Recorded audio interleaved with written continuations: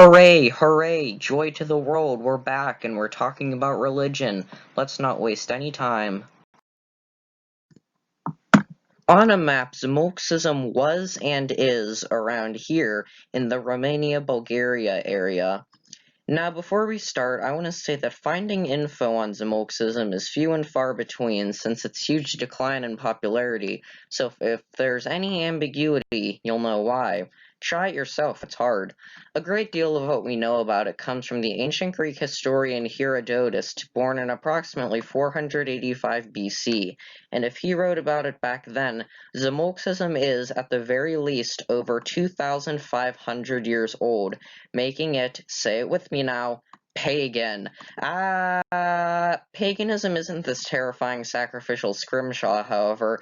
It literally just refers to any religion in Europe before the arrival of Christianity.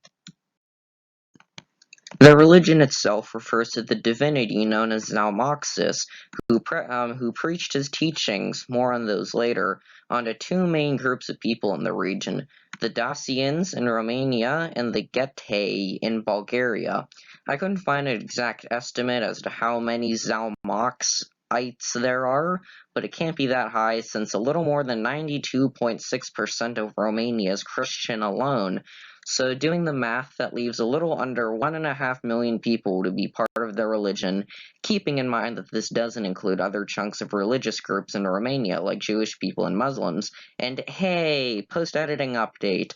After a few religious statistics and, taking a bit of a gander at them, for Romania that is, the other religions sections range from 30 to 200,000 people, so we don't have a true answer, but it's a good place to start, if anything. Now, Zalmoxianism is classified as a neo-pagan religion, among others, which, if you're curious about it, put two and two together there. Historians aren't sure if Zalmoxius was a mythical person, or if he literally was just a normal dude who got enlightened. One thing's for sure, though, many people who've studied this religion agree that Zalmoxius was a slave, who was later freed, becoming rich and very intelligent. With this new knowledge, he went to the people who were to the east, known as the Thracians, and he converted them by preaching that as long as you were a good person, you could be with Zalmoxius in heaven after you died with everlasting happiness. Zalmoxius later built a cave home for cave home purposes and retreated to it for 3 years. Because he was gone for so long, his followers thought that he had died, so when he came out again on the 4th year, his followers were so relieved that they took him as a sort of prophet almost and believed his teachings. One big thing I noticed with Zalmoxianism is that they're big into fire rituals, apparently.